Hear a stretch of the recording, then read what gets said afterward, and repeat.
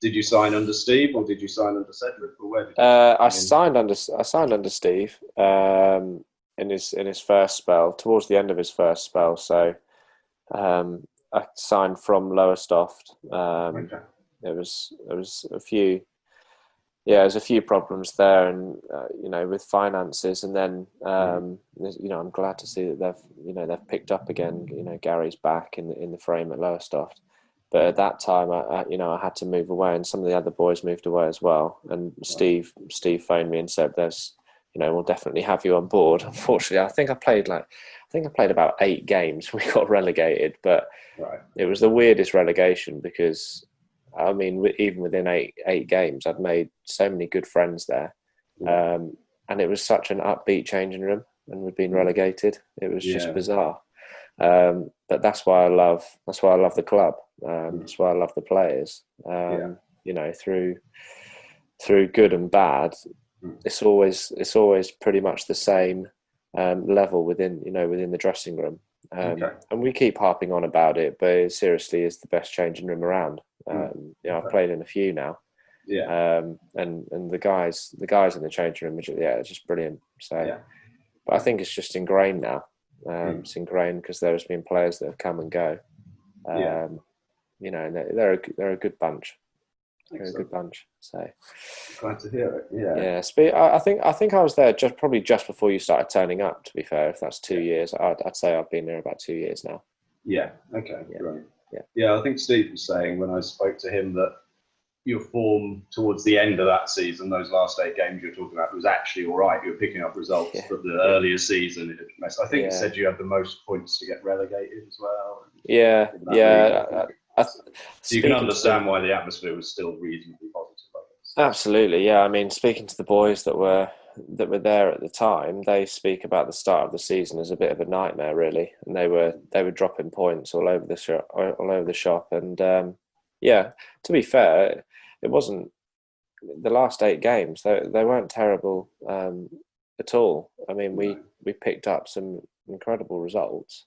Yeah. Away, I think it was away from home at Canvey Island. We smashed them. I think it was 4-1 or something like that. We still talk about that game, but that Yeah. that was in the run into us being relegated. So Yeah. yeah, it was quite a weird time. But ever since that, it's been pretty like very very positive, especially last season. Yeah. So yeah, things are looking up for us, I think. Excellent. Well, glad to hear that. Just to give me the sort of backstory, if you don't mind Yeah. going back.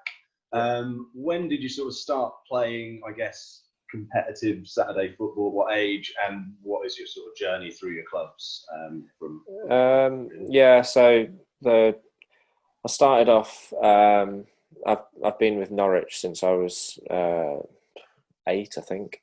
Okay. And I was in the academy all the way through. I signed a professional contract there, and I was fortunate enough to be involved in, some successful years there. The FA Youth Cup, were you FA Youth around for Cup, that? yeah, I was involved in that. Probably not as much as what I'd wanted to. I mean, I could Right. harp on about injuries, but I obliterated my ankle after the QPR game, and then broke my metatarsal after Really? the Notts Forest game. So I was on crutches when we lifted the trophy, but I mean, I was still in and around it, and I have to take something from that. It still hurts a little bit, but Yeah. that was the Youth Cup. But I mean, it's just to play with those players, and that was a great bunch, and still it hasn't. Norwich haven't been able to get that sort of caliber of youth players together at one stage. So to say I was involved in that, I'm immensely proud. But I moved away from Norwich, and I thought it was going to be much easier, to be fair, to go to another pro club. I battled again with a few injuries whilst I was trialing, really. So I never really got a good run at it. I went to Luton for a trial. I was there for a while. Yeah. That didn't materialise into anything. Then I went up to St Mirren, spent some time there.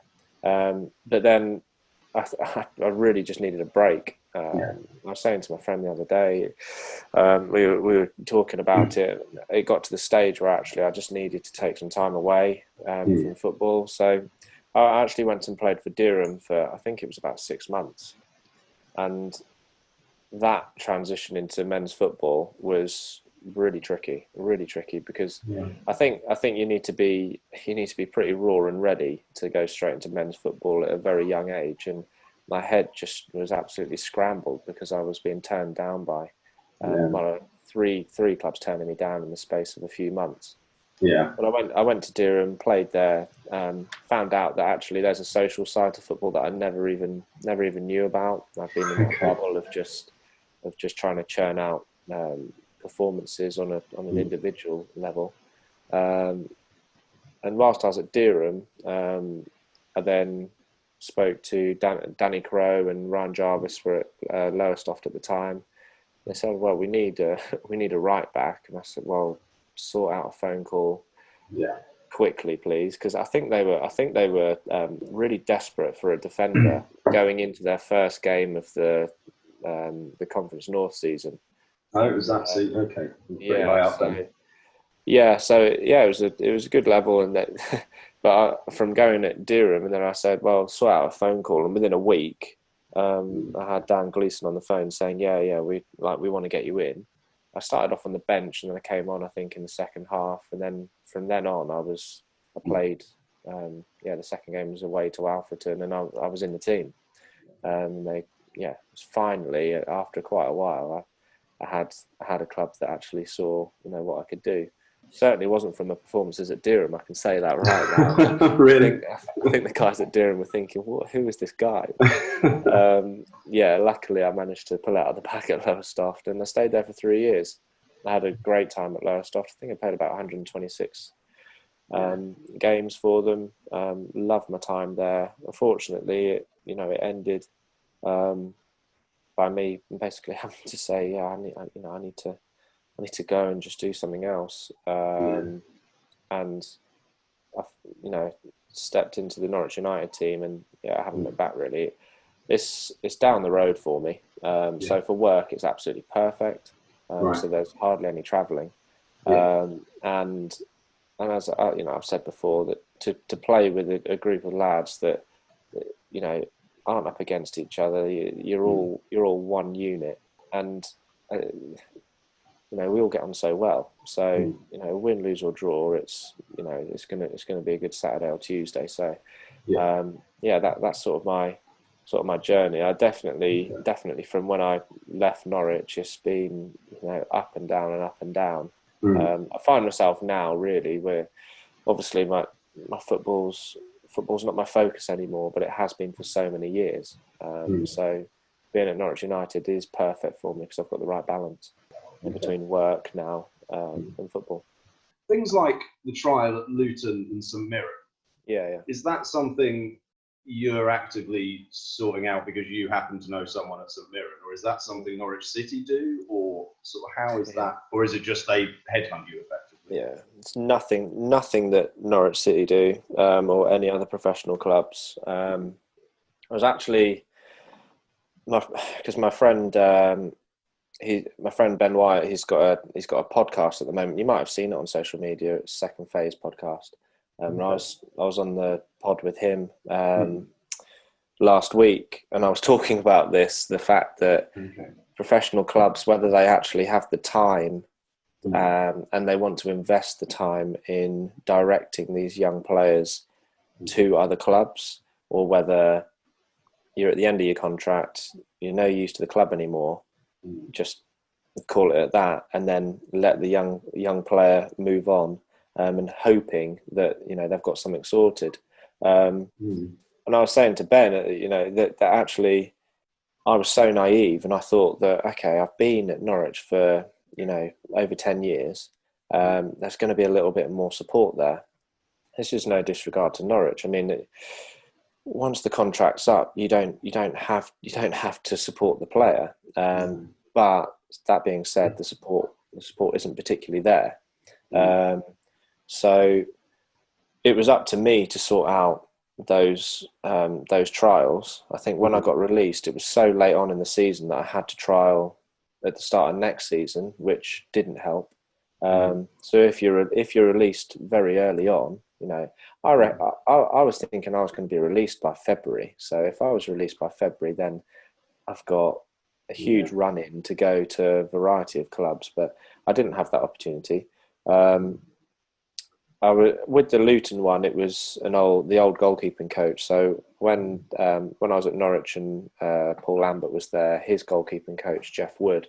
To be fair, when Lambert was there, I felt I was in the frame, and I was involved, and I had some value to me, I suppose.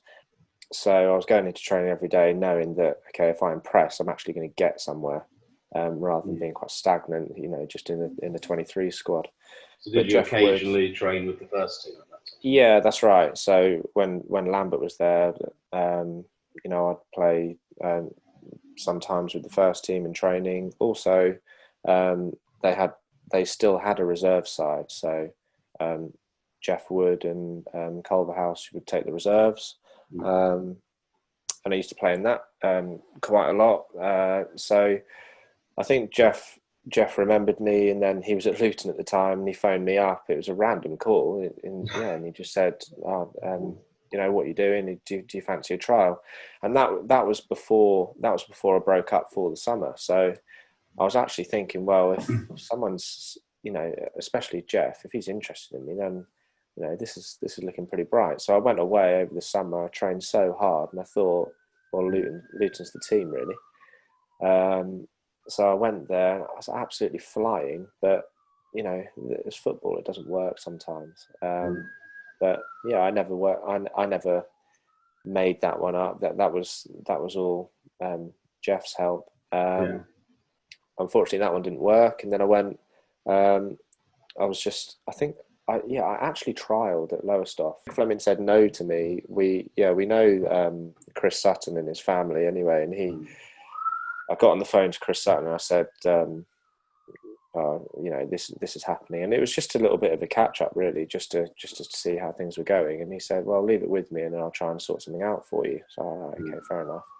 So he basically worked as an agent for me, and I'm so thankful for him towards him, because he got me the St Mirren trial. I was there for so long. I mean, to get me that trial, he has to put his own name on the line. He could be sending any old boy up there. So, and I felt I did so well up there as well. But you can beat yourself up, and even that's sort of 6 or 7 years ago. But still now, it's a bit frustrating, because that you couldn't have tried any harder. But for whatever reason, St Mirren told me that it was their budget. I think that's a bit, it's always a bit of a cop out. You say, just have a look at the budget. But I think now I've got over that now. It's I'm leading a completely different life. If 7 years ago I would do things completely differently. I'd be sorting moves out for myself, from January. I'd always have a backup. People talk about you need to have a backup beside football. You need to get your degree and things like that. That's what I was doing. Right. But the other backup that I wasn't sorting out was the fact that, I need to have a second or third club always watching me. Yeah. So I was just in a Norwich bubble. I just thought, I'm safe here. And then all of a sudden you're out. So it's just me being slightly naive, but you're not to know. So I was going to say you could beat yourself up and say you were naive, and obviously you were young at the time. But I think reading a few books myself, sort of Mike Calvin and people like that who've written about academies, and I think it's 99% probably are in a similar position to you, in which you can prepare yourself all you like for it, but I imagine when it happens, it's still a big thing. Yeah, when it happens, you're completely on your own. You feel really isolated, and that's when your family step in, really. But fortunately enough now, as I've said, already in the call, I've got such a good balance now.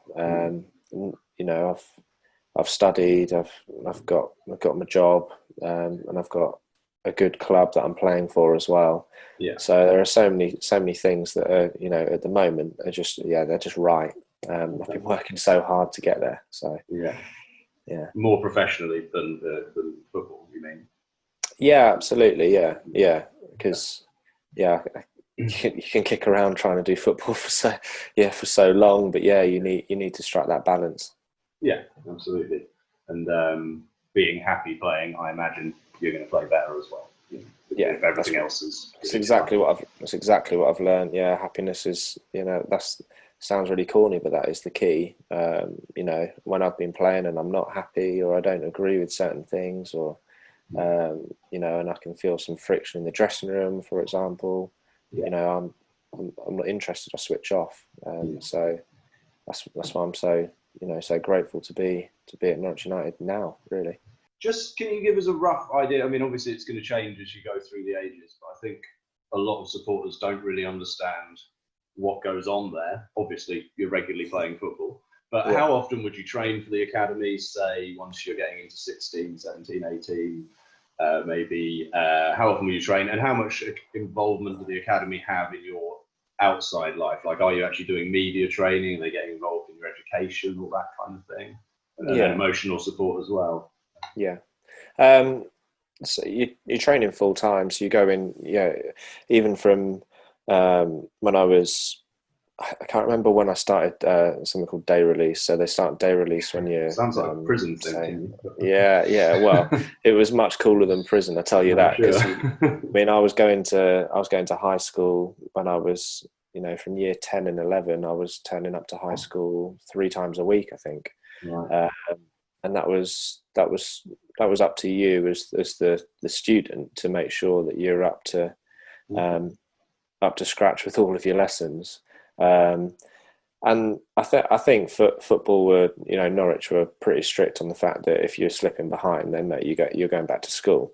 But my school were brilliant. They supported me so well in making sure that I could sometimes do at least sort of 3 days at school, and then I'd have my training days as well. So that was sort of the first step into training full time, because then when you're in the building, you're doing double sessions as you would be, when you're 25 years old. So you get your first taste of it then, I suppose. Then you sign your scholarship when, so you go into under 18s football.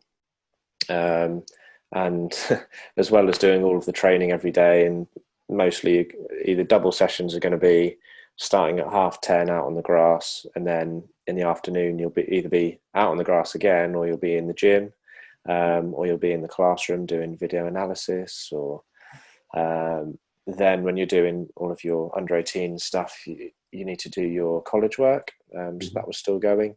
I always made sure that I got the best grade in that as I possibly could, because I also knew that some of my friends were doing A-levels at high school, and I mean, you get the equivalent to an A-level or 3 A-levels, and it's the easiest way to get 3 A-levels. So why not put the work in every Thursday afternoon and get the equivalent, when I know that my friends are absolutely grafting, and they might not get their grades for uni. Luckily, in the long run, the equivalent to those 3 A-levels got me into uni straight away, so it was worth it. But it's full on, and those stories that you'll read about, the scholars cleaning the boots and doing all of the jobs, especially because my apprenticeship was in the Paul Lambert days. It was very, very structured.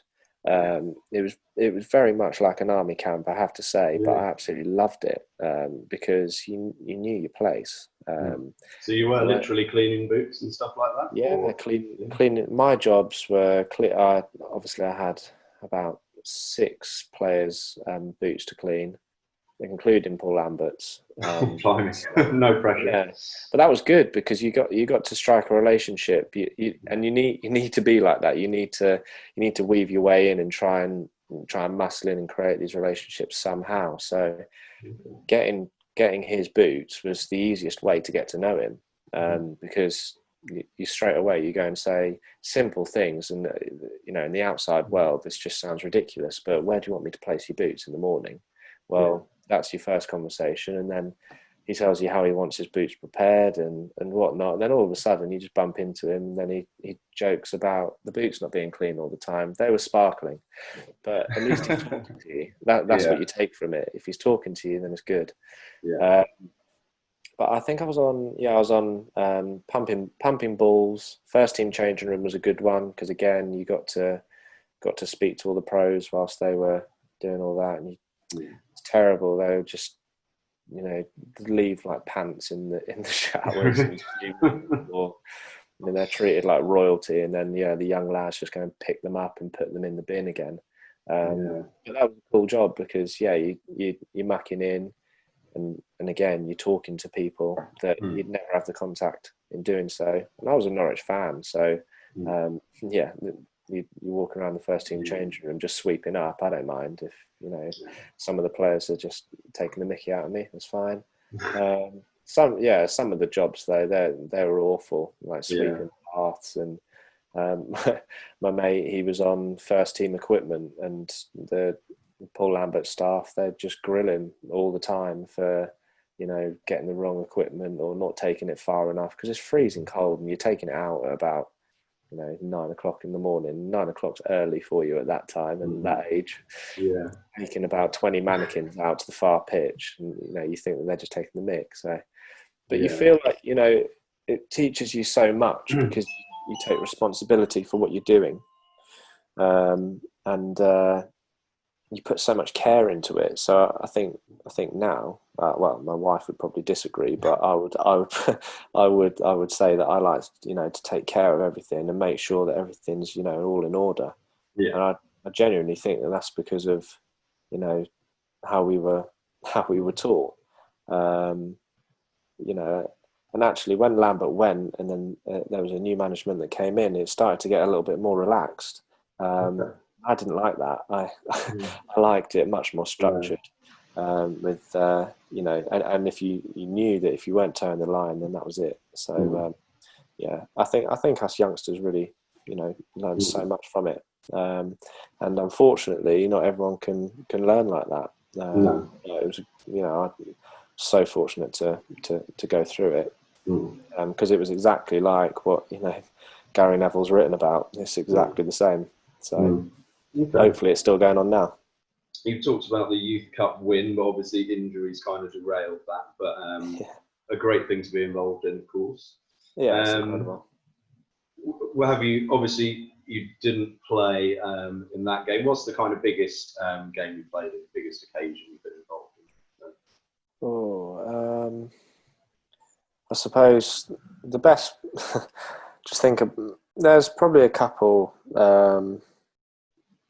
I'd say, because I didn't feature, unfortunately, in the Youth Cup final against Chelsea. Well, home and away, because I was on crutches both times. But would you have a medal? Yeah, I do have a medal.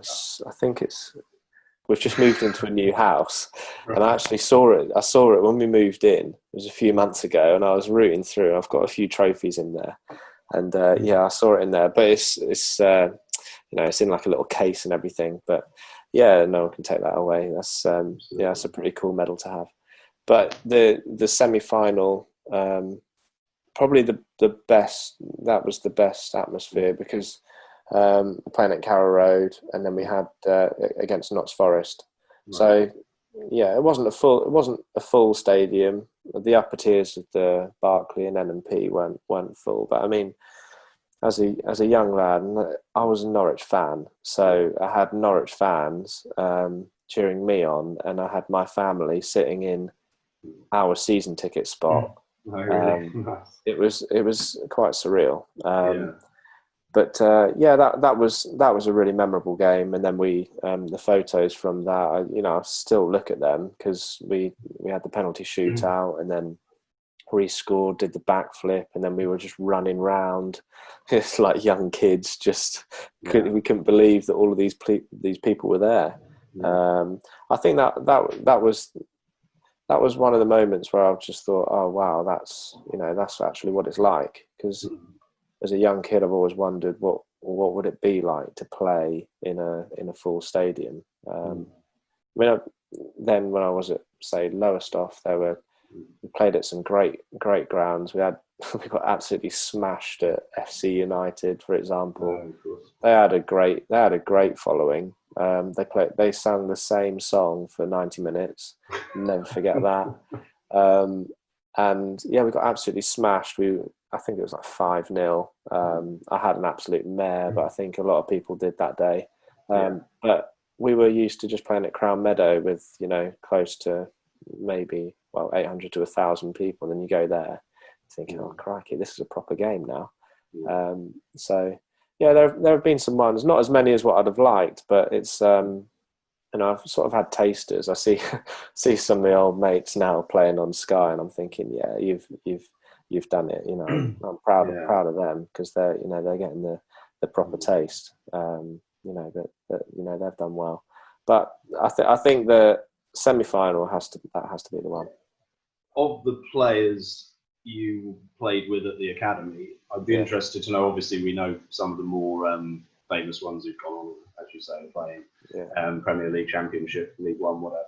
But I mean, obviously, you might not know, but I mean, roughly how many would you say have dropped out of football completely? Do you see lots of other players playing local non-league around the area? Sort of, is the dropout rate pretty high? Do you see a lot of academy players play non-league, or do a lot not bother? Yeah, absolutely. I would say a lot of academy players make up the non-leagues in some sense. I reckon randomly, if I said, what's your playing history, someone in our league would, I was at Ipswich when I was a youngster, or I was at so and so. I think my age group in particular, it was such a, we were always told that we were a different age group. This isn't a sort of us boasting, but we were told that, can you please keep working hard, because you are a very different age group. We had the twins. There was almost a golden generation type. Cameron. There was Carlton up front. He's still at Norwich. Yeah. So many players that I think they knew when they were 13, 14 years old, were going in the right direction. Yeah. And normally in an age group you get one or two where you think, could be. And then we failed the year before, unfortunately, against Chelsea of all teams. And we were knocked out on penalties at Carrow Road in the FA Youth Cup. But even then we started the year, and I can remember our academy manager said, we are going to win the Youth Cup this year. And we're like, all right, fair enough. But to be fair, if you look at the list of players, there's no that's why they were saying it, because we had so much quality there. But in terms of the players that have actually dropped out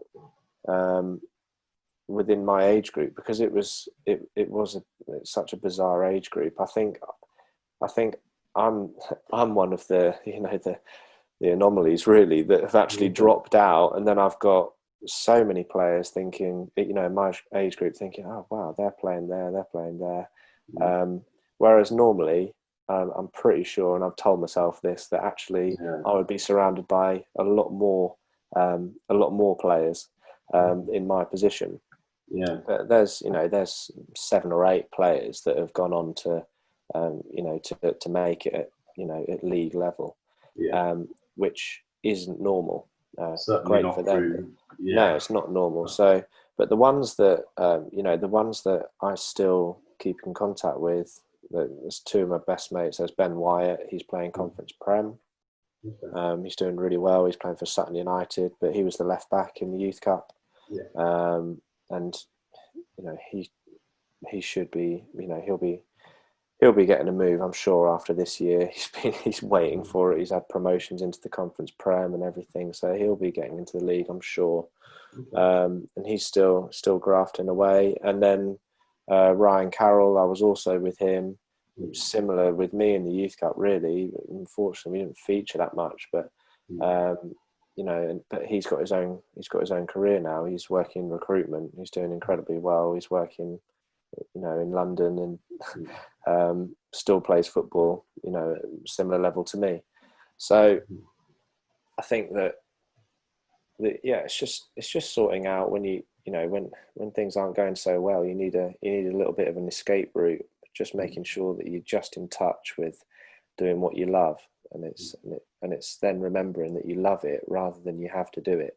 Yeah. And I've had to tell myself that so many times, but it's finding the right club for that. Yeah. You know, 'cause I've got that now because I enjoy my football.